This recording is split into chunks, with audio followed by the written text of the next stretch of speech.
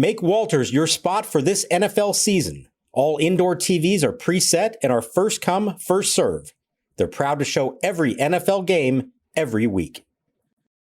On Fox 1, you can stream your favorite news, sports, and entertainment live all in one app. It's raw and unfiltered. This is the best thing ever. Watch breaking news as it breaks. Breaking tonight, we're following two major stories. And catch history in the making. Debates, drama, Touchdown! it's all here, baby. Fox 1, we live for live. Streaming now. The 0-1, breaking ball drilled high in the air to right field. Castro's going back onto the warning track. Nearing the fence, he looks up. It's gone into the bleachers in right field. Daylen Lile hits one out of here, and the Nationals have taken a 2-1 lead in the fourth inning. The pitch, fastball, inside corner, strike three call. 99 miles an hour, and Suzuki backing out of the way. A 1-2-3 inning for Ferrer with two strikeouts. Now the set, Henry delivers, swinging a fly ball center field. Young moving back, he's there, he's waiting, and Jacob Young makes the catch. A Curly W's in the books at Wrigley Field in Chicago. Cole Henry with his second career big league save. And welcome to Nats Chat, along with MASNsports.com Nationals insider Mark Zuckerman, who was at Wrigley Field in Chicago. I'm Al Galdi, host of the Al Galdi podcast. We on Saturday had a really nice Nationals win, but also very sad news regarding the Nats. We on Saturday morning learned that former Nats manager Davey Johnson had died. He was 82. Lots more on that in a bit, but the Nats on Saturday afternoon won at the Chicago Cubs 2-1 in Game 2 of a 3-game series. The Nats in MLB's 2025 regular season improved to 57-84. A nice bounce-back outing by starting pitcher Brad Lord. More good work by the Nats bullpen, and a new-look lineup by interim manager Miguel Cairo that provided just enough offense. You on Apple Podcasts and on Spotify can both rate this podcast and write reviews. 5-star ratings are greatly appreciated. Positive reviews are greatly appreciated. These things help us out a lot. Thank you very much for doing them. Davey Johnson's first winning streak as Nats manager came, believe it or not, against the Cubs. A 3-game winning streak from July 4th through the 6th in 2011. And so it is appropriate that the Nats, on the day on which we learned of Davey's passing, won at the Cubs. Perhaps Davey Johnson lent a helping hand from up above. But Mark, really good win for the Nats on Saturday afternoon. I'll tell you what, Al, I think he did have lending a hand there to Miguel Cairo. That was a Davey Johnson style managerial performance from Cairo when it came to bullpen management. Probably better than any manager I've covered in my time. Davey was a master at using his bullpen and playing the right matchups. And while guys had roles, it didn't necessarily mean that you had to be hard and fast with that. You had to understand sometimes this guy is better off being used earlier. Sometimes it's better to hold off somebody until later. He was the one who I first heard use the term A bullpen and B bullpen. And what Miguel Cairo did in this one, by flip-flopping, in theory, his setup man and his closer, and having Jose A. Ferrer pitch the 8th against the top of the Cubs lineup, and having Cole Henry then pitch the 9th for the save, I think Davey Johnson would have really enjoyed watching that game. A very Davey-esque performance there by Miguel Cairo. 4 Nats relievers on Saturday afternoon combined for 3 1/3 scoreless innings. So the bullpen bounced back off getting rocked in the 11-5 loss at the Cubs on Friday afternoon. 4 Nats relievers in that game officially combined to allow 4 runs in 4 2/3 innings. We on Saturday afternoon had P.J. Poulin tossing a third of a scoreless inning. He in the bottom of the 6th faced 2 batters and got one out. Clayton Beeter tossed a scoreless and hitless bottom of the 7th despite issuing 2 walks. And then we had what Mark was just talking about, Miguel Cairo with the Nats up 2-1 going to the ace reliever, Jose A. Ferrer, to work the bottom of the 8th, during which the Cubs numbers 1 through 3 batters were due up. And Ferrer again came through, tossed a perfect bottom of the 8th with 2 strikeouts, and then Cole Henry tossed a scoreless bottom of the 9th for the save. Now, I know we were all wondering, would Jose A. Ferrer come out for that 9th inning? He did not. I was thinking about this. You know, the Nats are in the midst of a grueling stretch here, 14 games in 13 days. I wonder if that played into Cairo's mind or if this was more a matchup thing. Why do you think that Ferrer only worked that 8th inning? I think it was both of that. I think it did take him 16 pitches, even though he retired the side in the 8th. It took 16. That's a little high to say you're going to come back out and finish the game in the 9th. As you said, they're in a stretch of a bunch of games. And I think the hope is certainly when they get to Miami with 4 straight against the Marlins, that there should be some more save opportunities, and you want to make sure he's available for those. The matchups worked out. You had more of the lefties and the better hitters at the top of the lineup, but he felt comfortable with Henry pitching in the 9th against the middle portion of the lineup, I suppose. But I'll tell you this. This is now 6 times in Ferrer's last 10 appearances in which he has entered in the 8th inning, actually. Now, sometimes he's gone and finished it out in the 9th and gotten the save. A couple of times now, Henry has actually pitched the 9th for the save. But for the guy who is unquestionably the closer, Cairo has designated him as the closer. He's being used in more the way that I know you love, as the quote unquote ace reliever. And you pick the best spot. You say, they're best hitters.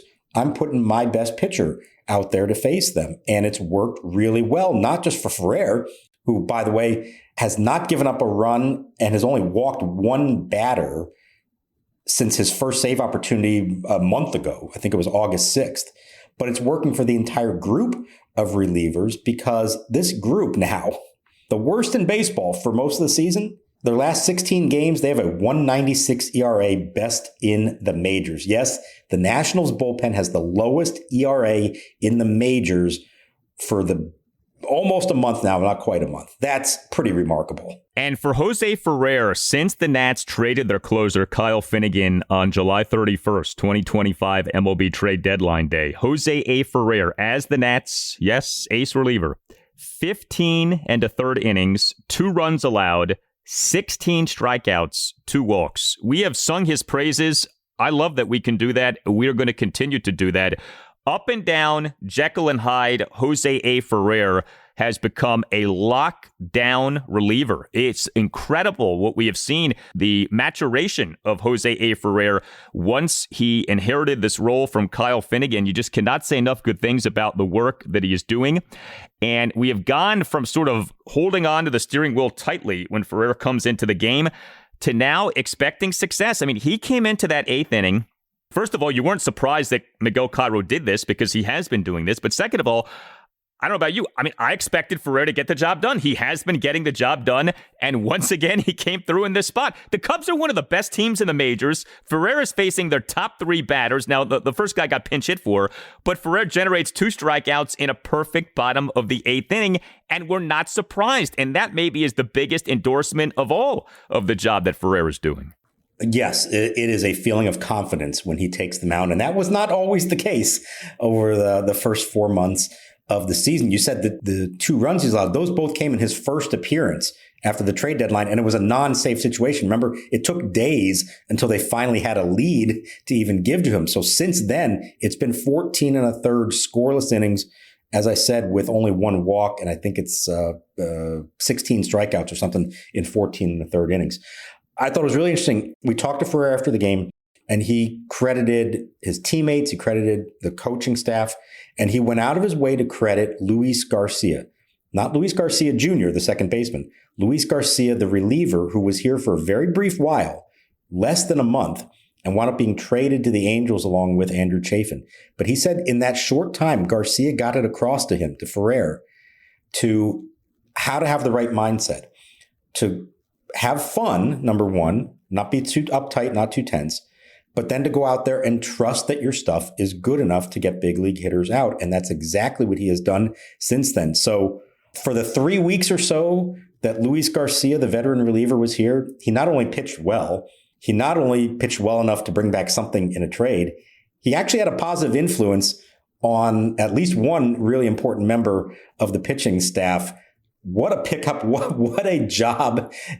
For only 3 weeks of service, that might be, if you could come up with a war for what he meant to this team in those 3 weeks, it's got to be sky high if you go like per day on the roster. Yeah, and they were able to flip him too. So like that, enters into his value. You know, it's funny what having quality veteran leadership can do, right? Sometimes that can actually be a real thing that helps you. And in this case, that appears to have been the case. You know, when you have a record as bad as the Nats have, I don't know that you're allowed to do extravagant entrances for closers / ace relievers. But if Ferrer keeps this up, he's going to have earned himself one of these extravagant, elaborate entrances a la, Edwin Diaz. Now, I don't know if you can do that this season, like I said, but if next season he's really good and the Nats are at least, passable or decent, maybe we get some theatrics at Nationals Park when he comes into the game, because he's killing it right now. I mean, this is as good as we have seen any Nats closer look at any point in recent years. Like, Kyle Finnegan had stretches of success for sure, but what Ferrer is doing right now is as good as any stretch we saw from Finnegan. And, as we have seen, at least Finnegan, when he was here, didn't generate a ton of strikeouts. Ferrer's doing that. He's generating strikeouts. He's got the stuff.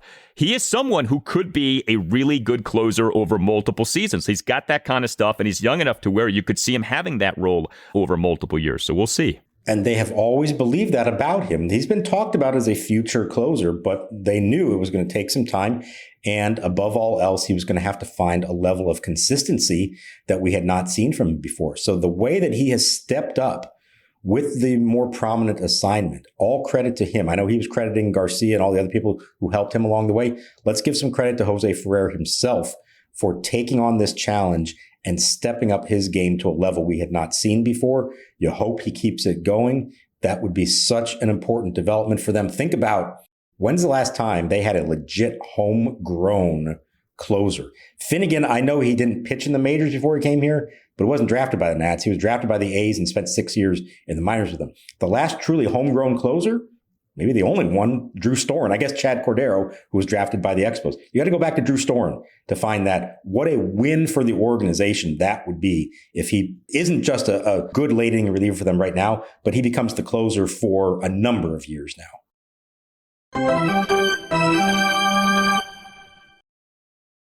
Let's be honest. Shopping, not my thing. I go to the store. There's a lot of people that, it's just not my thing. It's not football. All right. I spend way too long scrolling websites just looking for something simple like a nice pair of jeans. And I'm either overwhelmed by all the choices or can't find anything my style and end up with stuff that doesn't fit and doesn't work. That's why I use Stitch Fix. You just take a quick style quiz, share your size, your vibe, and your budget, and boom, you're matched with a real human stylists who handle the rest. They take care of the work for you. They send you a fix box with clothes that actually fit and make sense for your life, work, weekends, whatever. It saves you time. You look great, and you don't even have to think about it. That's the best part. It's no risk, all style. Try it all on in the comfort of your home. Keep what works, send back the rest. Free shipping and returns, always, and no subscription required. Plus, get a free try-on for your first fix. Get started today at stitchfix.com/podcast to get $20 off your first order, and they'll waive your styling fee. That's stitchfix.com/podcast.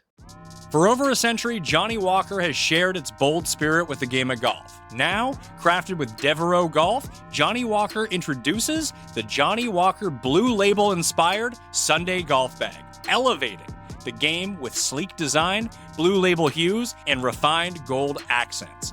Celebrate your hole-in-one with a premium Sunday bag crafted by Devereaux Golf. Submit proof of your achievement to johnnywalker.com/blue-in-1. Please drink responsibly. Here's Matt Shaw out of the number 9 spot. Pitch to him, swung on, line of the gap in right center field. Cruz on the run, makes the catch for the out in the alleyway. Just in front of the warning track for the out to retire the side. Great break on contact by Cruz, and that is a huge play in this game. Really good to see Brad Lord do as he did in this 2-1 win at the Cubs on Saturday afternoon. So Brad Lord had been such a bright spot to this season, but his last 3 outings had not gone well. His final lines, 4 runs in 5 1/3 innings, 7 runs, 6 earned in 4 1/3 innings, 7 runs in 3 innings. Nats are at a really good team of the Cubs. I don't think anyone knew exactly what to expect from Lord in this game, but he was good. He allowed 1 run in 5 2/3 innings with 7 strikeouts. He gave up just 2 hits, which were a double and a single. The negative, the walk, he issued 4 walks, okay? He threw 90 pitches, 53 strikes, 37 balls. But that bottom line, 1 run, 5 2/3 innings, and 7 strikeouts really stuck out. And so too did his pitch selection. And you noted that, and I think that is a very key takeaway from what Lord did in this game. 100%. Remember, last start was not good against the Rays, and there was a point that Miguel Cairo went to the mound, and you thought he's going to take him out of the game right here really early. I think it was still the second inning. He didn't. He wanted to deliver a message to Lord, and the message was throw your fastball, trust your fastball more. He wasn't using it a lot. He only threw it 32% of the time in that game. Well, the message was received. In this game, Brad Lord threw the fastball 46% of the time, and it was a good fastball that hit 95, 96 along the way. It was accountable for 5 of the 7 strikeouts. That's a career high 7 strikeouts, along with the career high 4 walks. But I love that he was able to use his fastball to put away hitters with 2 strikes. You often think, oh, you have to go to the breaking ball at that time or the changeup. No, if you've got a good fastball, it doesn't have to be upper 90s. If you have a good fastball, as he does, with some late life on it, and you can command it, use that as your strikeout pitch. And he did that to perfection. Hopefully, lesson learned there from Brad Lord, and you're going to see more of that. As we discussed, this is a very good Cubs lineup that he faced, and he was in complete control. The 1 run, I mean, it was a double by Pete Crow Armstrong and then 2 ground balls that scored him. So there was no sustained rally at all against him. Really good stuff from Lord in this game. And as we have seen the seasons of Jake Irvin and Mitchell Parker unravel, and we have seen Mackenzie Gore really struggle post the All-Star break, and we're not even necessarily certain that Gore is going to pitch again this season, seeing Brad Lord struggle over his last 3 outings, you were like, oh boy, now is he joining this crew here of guys who are ending their seasons in bad ways? And Lord instead was like, no. 3 bad starts. No more. Goes out there, does a good job at the Cubs, and hopefully here can continue to pitch well. But, you know, if we look at the run of Brad Lord as a starter in the second stint in the rotation and say, all right, he had a stretch of 3 bad outings, but otherwise was good, I think you'll certainly take that. You know, you could accept that. And this, I think, was an important outing for him to go out there and do as he did against a good team like that. You know, and 7 strikeouts, too, to see that he's capable of a high strikeout performance, that was encouraging. Yeah, we don't necessarily think of him in those terms, but he showed he could do it again against a very good lineup and coming off a rough stretch like he was on. Let's remember, he's pitching a full major league season for the first time, and his workload is very different than most would be at this point. With the back and forth between the rotation and the bullpen, I am sure that physically and mentally he hit a wall here at some point in August. Well, good to see that he bounced back from that. He's going to have probably about 4 more starts, I would think, before it's all said and done. A real opportunity for him to end on a high note, and ultimately for us to say that this was an outstanding rookie season for a guy that we weren't really thinking in those terms back in spring training. It's been a real revelation this year, Brad Lord. So what'd you think of the Nationals lineup for this 2-1 win at the Cubs on Saturday afternoon? The overall offensive output was not particularly impressive. 2 runs, just 7 hits, no walks. But the Nats did go 3 for 6 with runners in scoring position. The 7 hits were a home run, a double, and 5 singles. And Miguel Cairo for this game had James Wood back in the number 2 spot. He was the Nats starting DH and number 2 batter. He went 1 for 4 with a single and 2 strikeouts. CJ Abrams was back in the number 1 spot. He is the Nats starting shortstop and number 1 batter. Went 1 for 3 with a double and a hit by pitch. He did get picked off at first base. And Jorge Alfaro was the Nats number 3 batter. He is the Nats starting catcher and number 3 batter. Went 2 for 4 with an RBI single and another single. I don't know what was more notable with this lineup, James Wood being back in the 2 spot or Jorge Alfaro being in that number 3 spot, but just enough offense for the Nats to come through with this win. Yeah, not necessarily what you expected when you walked into the ballpark on this day, but Cairo had kind of hinted he'd been thinking about making the move with Abrams and Wood again, and felt like against the lefty, it was probably time. CJ's swung a better bat lately, maybe get more fastballs in those situations. And Alfaro, he said it was the idea was maybe a little bit of protection for James Wood. This is a guy who had been out of the big leagues for the last 2 years. He'd only batted third, I think, 6 times in his career. And here he is already batting third, but you know, it worked. He had singled in his first 2 at-bats. And how about that top of the first? They come up there against Matthew Boyd, who pitched really well against them, went into the 8th inning last time in June at Nats Park, a game that the Nats did win 2-0 because Mackenzie Gore was even better. What did they do? They swung at the first 3 pitches of the game, and they all got a hit. The first 2 got fastballs. Alfaro got a slider, but Abrams doubles on a fastball. Woods singles on a fastball, 112 miles an hour off his bat. And then Alfaro with the RBI single. They had an approach, a plan. They executed it. Good for them. Sometimes you say, hey, you want to work the count? No, they knew they didn't want to get behind in the count against Boyd, who had his way with them last time. Don't ever let it get to that. If you think he's going to throw a fastball and it's going to be over the plate, go after it on the first pitch. Good on them. I know they could have scored more than the 1 run, but it really did set the tone, those first 3 batters. It did. I would not make a habit of batting Jorge Alfaro third. And Buck Showalter has a saying, don't judge a decision by the result. And I think this is one of those things. Like, you should not be batting Jorge Alfaro third, but good on him for having a couple of hits. Good on Daylen Lile for continuing to kill it. Lile as the Nats starting left fielder and number 5 batter, 2 for 4 with a solo homer and a single. Lile and the Nats 1-run fourth had a leadoff homer to right field for a 2-1 Nats lead. He continues to rake. He has been the Nats' best hitting outfielder for weeks now. I give the guy so much credit. And, you know, what would a Nats game in 2025 be without multiple outs on the base paths? I mentioned Abrams getting picked off. Brady House got picked off too. But Matthew Boyd is like a pickoff master. This is one of these skills that if you have as a pitcher is so valuable. Boyd clearly has it, and he got the Nats not once but twice in this game. So watching it live, I felt like, I don't know how these aren't called balks, because it seems like he's stepping towards the plate, not towards first base. I know there's more to it than that, the actual definition of what a balk is. Whatever it is, he's figured it out and mastered it because it is legal. They would call him out on it if not. And he's got 10 pickoffs now this season, establishing an all-time record in Cubs history. The guy whose record he broke was from 1913. How accurate do you think the pickoff stats were in 1913? I'm going to guess not quite as good as we have here in 2025. So credit to him. It's frustrating from the national standpoint when it keeps happening like that.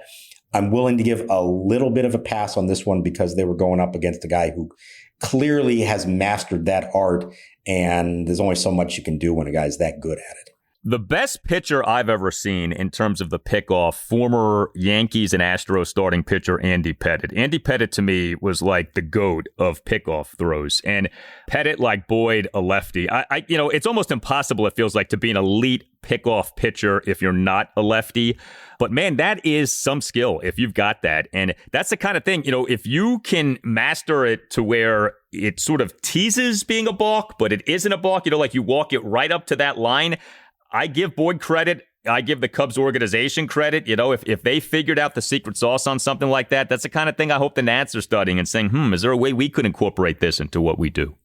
Yeah, 100%. And, you know, they've got a few lefties. If Mackenzie Gore or even Mitchell Parker could figure something like that out, it could make a big difference, you know, for them as they move forward. I want to talk about Daylen Lile real quick. 2 good games, the 2 doubles on Friday, the home run, another hit in this one. He's now got a 758 OPS for the Nationals over 71 games played. We got a ways to go still, and it's a weird race for National League Rookie of the Year. There were a lot of big names coming into the season who have not lived up to what they were supposed to be, and there's no really clear-cut, obvious choice right now. I'm not saying Daylen Lile is going to win the thing, but I'm just looking at it right now, and if you rank National League rookies who've taken at least 200 at-bats here so far this year, Lyle is third in OPS. It's Isaac Collins of the Brewers at 806, Drake Baldwin of the Braves at 805, and Daylen Lile of the Nationals at 758. If he keeps up the way he's going and finishes the year strong with 3 good weeks, he could thrust himself into that conversation of what I think is really a wide open race for National League Rookie of the Year without an obvious clear-cut favorite at this point.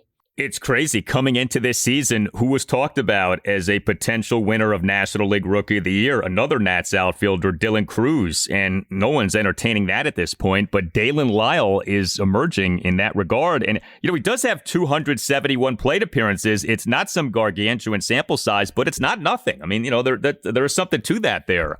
Wouldn't that be something if he ended up, even if he's just one of the top 3 finishers, you know, when he gets labeled as a finalist for NL Rookie of the Year? That would be great. great if Daylen Lile ended up pulling that off.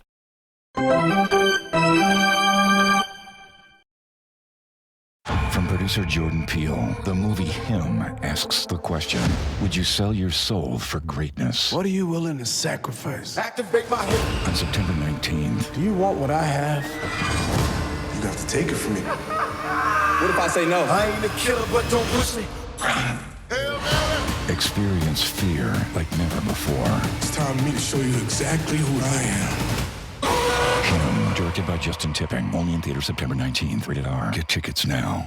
Honey, do not make plans Saturday, September 13th, okay? Why? What's happening? The Walmart Wellness Event. Flu shots, health screenings, free samples from those brands you like. All that at Walmart. We can just walk right in, no appointment needed. Who knew we could cover our health and wellness needs at Walmart? Check the calendar, Saturday, September 13th. Walmart Wellness Event. You knew. I knew. Check in on your health at the same place you already shop. Visit Walmart Saturday, September 13th for our semi-annual wellness event. Flu shot subject to availability and applicable state law. Age restrictions apply. Free samples while supplies last. The fielder's choice play and an RBI for Brooks Robinson. Now 8-3, and Dave Johnson will be the batter. Before Johnson bats, let's pause for station identification. This is the Baltimore Oriole Baseball Network.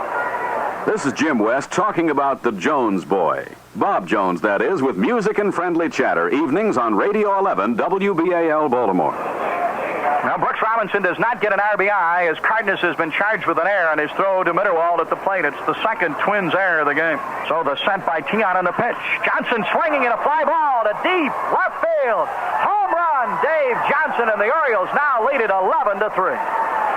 Dave Johnson with a line drive homer off of Louis Tiant to the left field bleacher seats, with Ruttenman and Brooks Robinson scoring in front, and the Orioles now have an 8-run lead in this ball game, 11-3, and many of the Twins fans here today are now leaving. All right, so the sad news on Saturday. Saturday morning it came out that former Nats manager Davey Johnson had passed away. He was 82 years old. What a baseball life Davey Johnson led. He was a terrific player, and then he had a remarkable career as an MLB manager. If you're unfamiliar with the work of Davey Johnson as a player, so he's best known for his time with the Orioles. He played for them for the 65 through 72 seasons. He won the American League Gold Glove Award for second baseman for the 69 through 71 seasons. He, over the 67 through 72 regular seasons, totaled 19 wins above replacement per Baseball Reference. And then in his first season with the Atlanta Braves, he hit 43 home runs, a monster total for second baseman at the time. Johnson, during his time as a player with the O's, won 2 World Series titles and 4 American League pennants. Johnson then became an MLB manager. He ended up managing 5 teams, including the Washington Nationals. He was their manager June 2011 to September 2013, led the Nats to the National League East title for the 2012 season. He won National League Manager of the Year for the 2012 regular season. He also served as manager for the New York Mets, Cincinnati Reds, Los Angeles Dodgers, and Baltimore Orioles. Johnson led 4 of the 5 teams to the playoffs, won the 86 World Series as manager of the Mets. Davey Johnson, I think there are so many good things you can say about him. You covered him. When you think about him, having covered him, what comes to your mind? There's a lot, to be honest. Let's start with the circumstances in which he took over the job, because that's really what was remarkable. He hadn't managed in more than a decade after being let go by the Dodgers. Now, he had been successful everywhere he was, won division title World Series with the Mets, won division title and went to the NLCS with the Reds, won division title, went to the ALCS with the Orioles, wasn't able to do it in LA, and he spent that next decade or so working some for USA Baseball, but also in 2006 was hired by Jim Bowden to be a consultant for the Nationals. Bowden knew him from his time in Cincinnati, knew that he lived in the Orlando area not far from Vieira, and he thought, we can bring this guy on to maybe help us out a little bit. And he retained a consultant and then a special assistant role to Mike Rizzo when Rizzo became GM for a good 5 years. And I'm not sure that Davey himself ever really considered coming back to the dugout until a very fateful day in June of 2011, when after a walk-off win, after the Nats had just won 10 of 11, Jim Riggleman resigned post-game. He was upset. He wanted a contract extension, or at least a discussion of a contract extension. Mike Rizzo said, we're not doing that, not in the middle of the season. Riggleman said, fine, I'm not getting on that plane with you guys to Chicago. And he walked out. And it is, to this day, still the craziest, most unexpected day in Nationals history. And so here's this moment of chaos. And now Mike Rizzo has to decide, what are we going to do? And he had John McLaren, who was Riggleman's bench coach, take over just for the weekend. But he knew McLaren didn't want the job full time because he was Jim Riggleman's guy.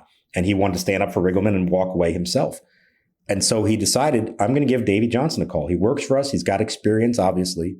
Davey didn't take a whole lot of prodding at that point. He felt like he was in a good place physically. He's 68 years old, hasn't managed in the big leagues in over a decade, but he agreed to take the job, joined the team in Anaheim 3 days later, finished out the year. They did a nice job, played almost 500 ball, and then took over permanently in 2012. And we all know what happened in 2012. 98 wins, division title. Yes, the heartbreak of Game 5 of the NLDS against the Cardinals.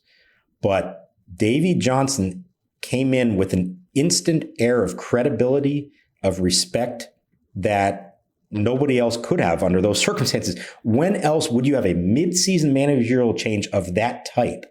Just look at the Nationals this year and see how that has gone. And have somebody like Davey Johnson able to step in and be able to be that calming influence for everyone, and then elevate the team to a level it had never been at before. He had his detractors. Every job he ever had usually ended on bad terms, either because of a fight with the GM or the owner or something else in management. But he left every team better than he inherited it. And that is a true credit to him, a great manager who made everyone around him better. That's what I remember most, how he stepped into what looked like a situation that nobody could win in under those circumstances, and he immediately made them a better team and took them to great heights the following year after that. He won at each of his 5 managerial stops. He made the playoffs in 4 of the 5 stops, but he had at least one winning regular season at each of the 5 stops. Davey Johnson is considered one of the first sabermetrically inclined MLB managers. He was an early proponent of analytics. He played for Earl Weaver. Earl Weaver, as Orioles manager, is considered really one of the godfathers of sabermetrics, was using stuff at the time that was considered not all that commonly used. And Davey, I think, learned a lot from Earl Weaver and incorporated that into his managing. Davey was a big talker. I will never forget going into the 2012 season, him doing a sit-down conversation with Kelly Johnson, then of what was, I believe, Comcast Sportsnet, and saying, I forget the exact quote, but it was something along the lines of, the Nats are the team to beat in the NL East, or the Nats will win the NL East. This was coming off the Nats having been really bad since the team came here. And sure enough, the Nats won the NL East that season. I mean, Davey Johnson, he put his cards on the table and he won. And he was not afraid to talk like that. The following offseason, he at the winter meetings talks about how it's World Series or bust for the Nats in 2013. Now, that didn't work out so well for him, but he was not afraid to talk big. And I think a lot of that came from his success in New York. He managed in the #1 media market in this country, and he had immense success. That 1986 World Series championship Mets team is one of the most iconic teams in MLB history. Davey Johnson was the manager. All kinds of egos and personalities on that team, the spotlight of New York, and Davey Johnson was masterful in handling all of that and leading that team to a World Series title. And by the way, what I think is the best postseason in the history of the sport. That 86 postseason, when you think about the NLCS, Mets, Astros, the ALCS, Red Sox, Angels, and then the World Series, Mets, Red Sox. I mean, 3 classics right there. Maybe the most famous game in the history of the sport, right? Game 6 of the 86 World Series. Davey Johnson was the manager for that. I think it says so much about him that he had success in multiple stops, but specific to the work with the Nats, the 2012 Nats were not the best of the Nats playoff teams, but you always remember the first, right? There's something very special about the first. And that was such a special year that the Nats had. There was like an innocence to that year because you were like, whoa, this team all of a sudden is awesome. Like, it wasn't just a good team, it was a great team. And Davey Johnson led the charge. And I give him so much credit for that. He was so good that regular season. We get what happened in that postseason, but you could argue that team had no business being in the postseason given how things had been going. Davey Johnson got that team to achieve at a very high level very soon. what he did so well, and there's so few managers who have this combination. You think about a lot of times, you talk about, oh, there's a player's manager, and then there's the good X's and O's manager. And very rarely does somebody do both well. He did both very well. He could manage a bullpen, lineup construction, in-game decisions with the best of them. And he could relate to his players and earn their respect and trust in the clubhouse. And one of the things that he was so good at, and I'm sure he got this from those early days in New York, where you've got a clubhouse full of some of the all-time characters and stars with all kinds of issues. Darryl Strawberry, Dwight Gooden, Gary Carter. I can only imagine, I've heard the stories, but I can only imagine what it was like trying to manage that particular group of guys. And he didn't just manage them. He won 108 games with them and a World Series title. I think that probably helped him all along the way understand you have to let these guys be themselves. Whatever they are, whatever their personality is, you can't change that. You've got to allow them to be themselves. And I think he was really good at that with the Nationals. You had a team there that had Jason Worth as the kind of big personality, veteran leader of the team. Davey embraced that, let him be that guy. You had Steven Strasburg, the ace, young phenom, but not a big personality, not seeking attention. He let Strasburg be that guy himself. And then you had the brash rookie in Bryce Harper. And you put a kid like that on a roster with a bunch of veterans and a team that's doing well and winning, and it would have been very easy for them to say, hey, kid, take it down a notch, okay?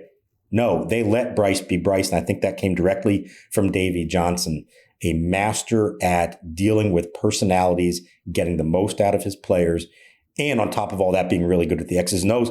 You mentioned the analytics. He actually wound up getting later in life a degree in math because he was that into that kind of stuff and very interested in all of that. Very forward thinking for somebody that you still kind of thought of as this old school, came up in the 60s and played in the 70s kind of a manager. No, he was very forward thinking, way ahead of his time in so many ways. And he finished 301 games over 500 as a managerial record. There's only been 17 in history that many games over 500. All of them are in the Hall of Fame. The only exceptions are Dusty Baker, who it seems like is going to get there now someday, thanks to his World Series title in Houston. Dave Roberts of the Dodgers, who will be an interesting case when the time comes, and Davey Johnson. And he was on the ballot a couple of times on the Veterans Committee, whatever it's now called, that decides managers, and he never really got that much support, which is a shame. There are a lot of people who've always believed he deserved to be in the Hall of Fame. We'll see. It would be sad if it happened posthumously, but certainly worthy of consideration given the success with all the different teams and all the different styles and everything that he did over the years. It was almost comical on Saturday how many different MLB teams put out tributes to Davey Johnson because he managed so many different teams. So the Nationals put out a tribute. The Orioles put out a tribute. The Mets, of course, put out a tribute. It just speaks to the impact of Johnson.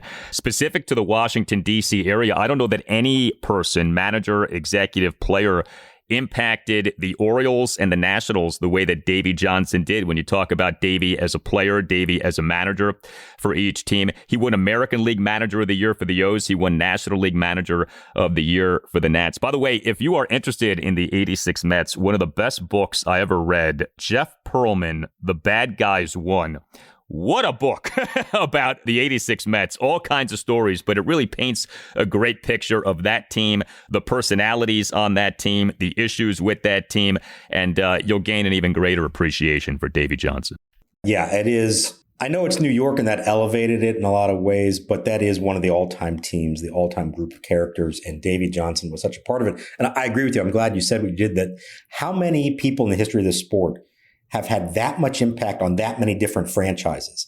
That says a lot about him. Now, it also says, and as mentioned earlier, how he was pretty good at bad breakups with everyone that he worked for because he was a smart guy. He knew he was a smart guy, and he wasn't going to let anybody else try to tell him what to do. And that led to disputes with, you name it, Marge Schott in Cincinnati, Peter Angelos in Baltimore, even in D.C., although it was all right in the end, but there was some tension there between him and the Lerners. The plan all along was for him to just manage through 2013. And then after the 2012 season went so well, Davey started thinking, maybe I can do more than this, go on longer. And then Lawrence was like, no. We agreed to this one more year. And that was it. He went away fine in the end, and they still had a good relationship. But I mean, he was confident and cocky, and one of the great quotes, and Rock Kabatko, my colleague who covers the Orioles for Masson Sports, used it in his tribute to Davey from when he was managing the Orioles. And it's the perfect encapsulation of him. Somebody asked him, for his thoughts or prediction on what was going to happen in that game or that series, whatever it was. And Davey Johnson said, I always bet on me. That was Davey Johnson. He believed in himself, and he usually backed it up. Well, and to further that, he resigned as Orioles manager on the day on which he was named American League Manager of the Year. He had a falling out with the Orioles' then managing partner, Peter Angelos, and in one of the all-time bizarro occurrences, you talked about the Jim Riggleman occurrence, Davey Johnson, on the day on which he won American League Manager of the Year in 1997, resigned as Orioles manager.